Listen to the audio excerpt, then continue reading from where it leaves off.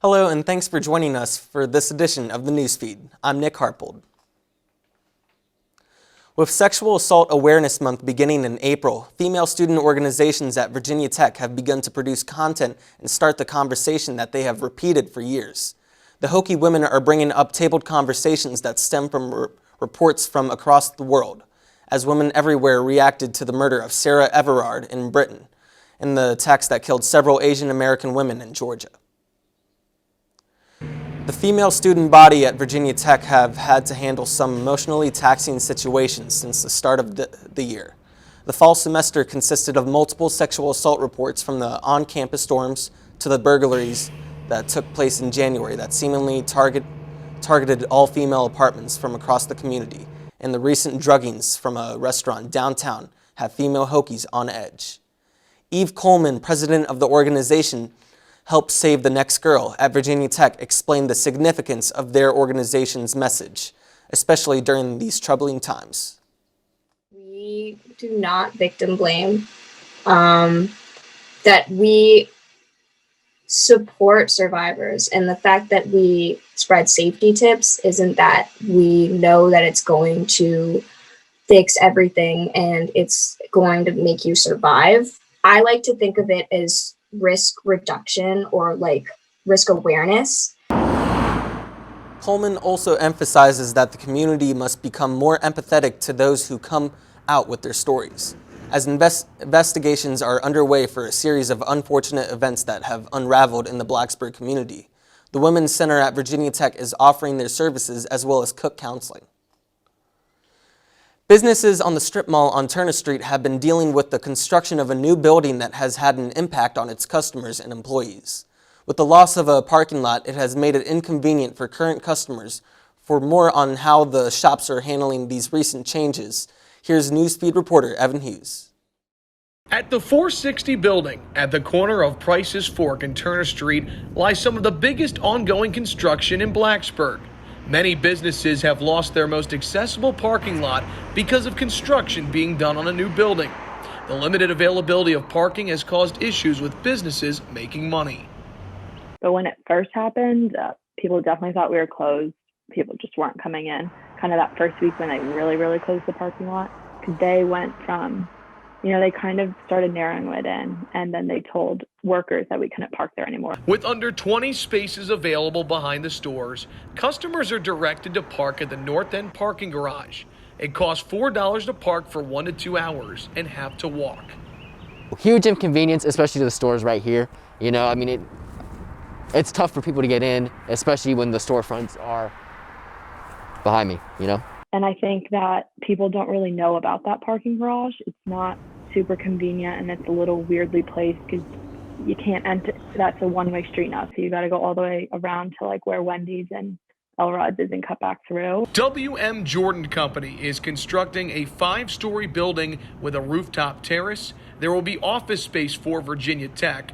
The construction is expected to continue for at least another year. Reporting in Blacksburg for the Newsfeed, I'm Evan Hughes. The Virginia Tech Horticulture Club hosts their famous plant sale every April, and this year is no different. After having to cancel the event last year due to the COVID-19 pandemic, the Horticulture Club and sponsors decided to make the necessary changes in order to keep the event on schedule. As a result, this year's plant sale will be online for the first time ever. Newsfeed reporter Jet Hooker has more on this next story. In a normal year, the Horticulture Club would host a 3-day in-person plant sale, but this year is going to be a little different. The sale will be online and will last from March 23rd to April 5th. When customers check out from the website, they can choose when and what time to pick up their purchase in late April. According to Barbara Leshin, the club sponsor, the modified sale and pickup procedure were created to adhere to the latest COVID-19 restrictions. We've had to be really careful with COVID restrictions. We can't have large groups and gatherings. So that's why it's not even on campus this year. I'm currently standing at Hahn Horticulture Garden, where students would normally be busy setting up rows of tents and tables and unloading trucks of plants right behind where I'm standing. But instead, this year they have been hard at work building and organizing a website for the plant sales to take place on. The transition to online has been smooth, according to Juan Gonzalez, club officer, but the members are missing the group collaboration that an in-person sale requires. We won't really get the collaborative effort of the plant sale. We're sort of relying on the heads of the club to be in charge of it, which sort of sucks because it's more work for us. But again, that's why we're starting a little bit earlier. The plant sale is the club's main source of income for trips and activities. So despite going online, many club members like Liza Washington are just thankful to have the sale this year. Still kind of the same thing. We get to put on this big event, and I think it'll still be really enjoyable. Reporting for the Newsfeed, I'm Jet Hooker. Over winter break, Virginia Tech Parking Services implemented a new payment system for guests and students without a parking pass. Park Mobile is an application that you can download on your phone that allows the user to pay for a parking spot with or without a meter. The most common criticism of the service so far has been the price, starting at $1.30 an hour. The price does decrease slightly as you prepay. Park Mobile is not intended to replace parking passes for long-term or daily use, but it is still priced as low as possible.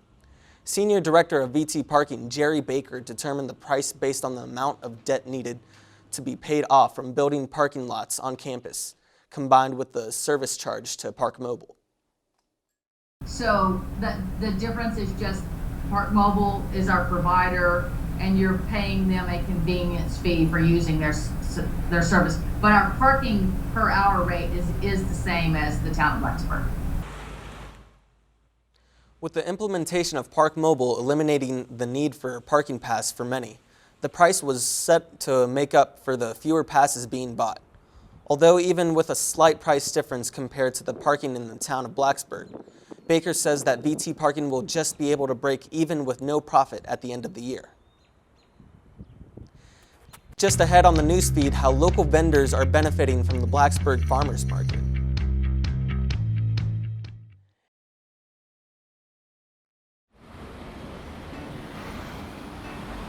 Hey, let's check out this park.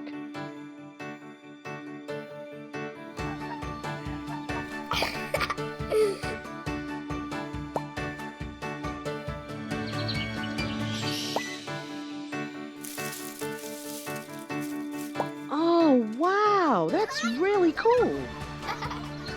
To find a great local park or forest near you, go to discovertheforest.org.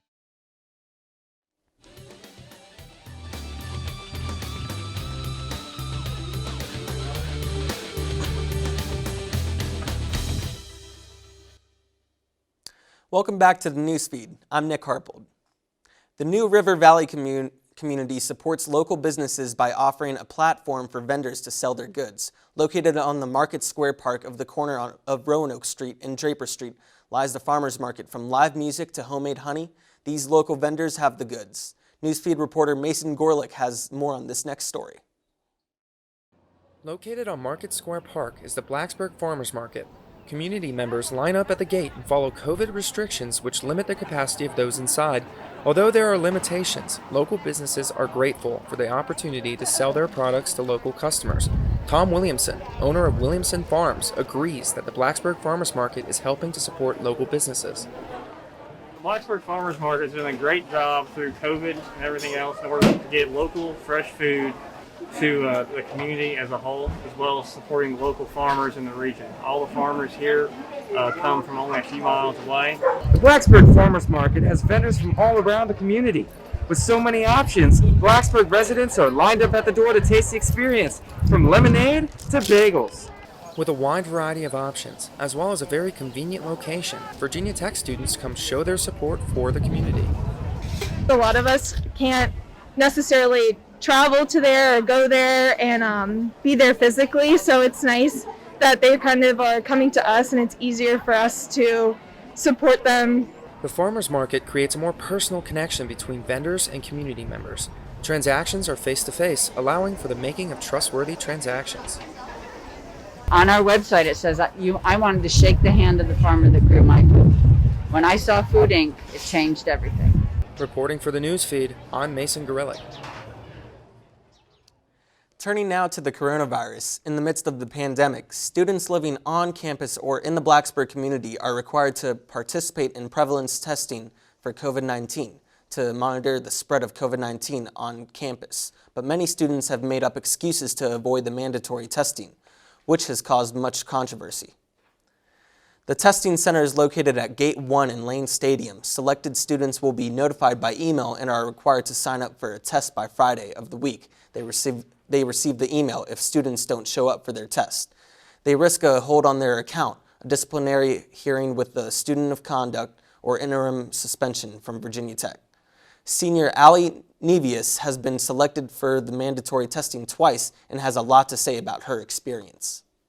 They had you sign a form saying that you were saying like it was completely voluntary, but like it's not, because like we had to do it for the hold on the account. So like I didn't say anything about it, but like I thought that was weird because it was like by signing this you were saying this test is like 100% voluntary, which it was not.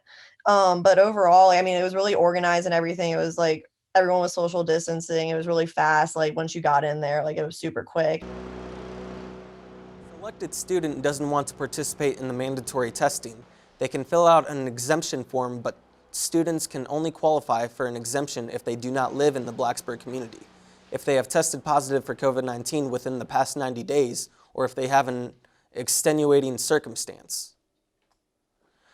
A year ago, Virginia Tech students were on their spring break when the news broke about spring break getting extended to the following week. Students were sent home and all classes turned to online formats.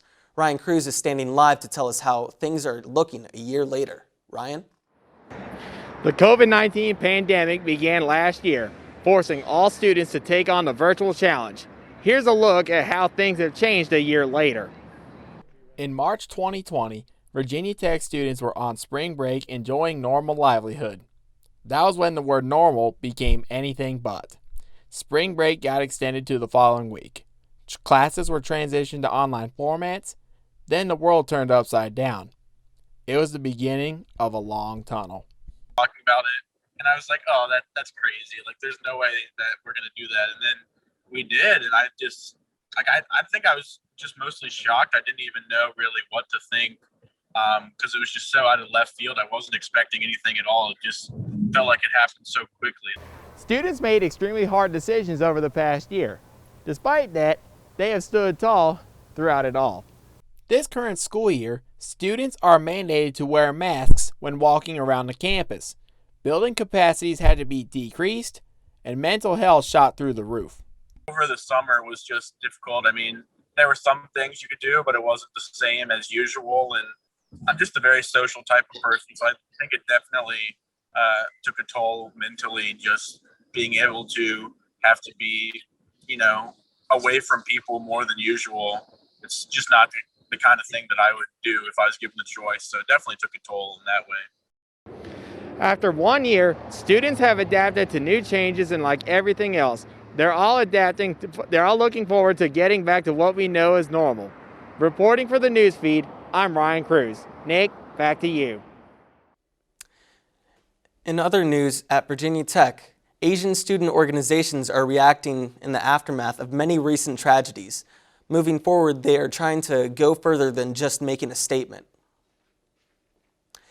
In the wake of a shooting spree in Georgia that left 8 dead, alleged hate crimes against Asian Americans are seemingly increasing. Among Asian organizations at Virginia Tech with members totaling in the hundreds, spreading awareness has been an uphill climb. The Asian American Student Union, which oversees these organizations, is trying to move forward from tragedy and take actions that can increase both awareness and safety locally. Messages and solidarity have been made by community leaders, but ASU wants to do more. We are currently pushing action items to support the APTA community in mental health and just trying to support each other. Along with releasing statements, Nguyen stated that their organizations are also planning to spread awareness through their various cultural events that have had long tradition at Virginia Tech. When asked about how recent events may affect them, they said they have no intention of stopping and intend to be even coming stronger out. That will wrap up this edition of the Newsfeed. If you have a story idea for the Newsfeed, let us know. Send us an email at thenewsfeednrv@gmail.com. And as always, you can also connect with the Newsfeed and Facebook and on Twitter. Thank you for watching. I'm Nick Harpold.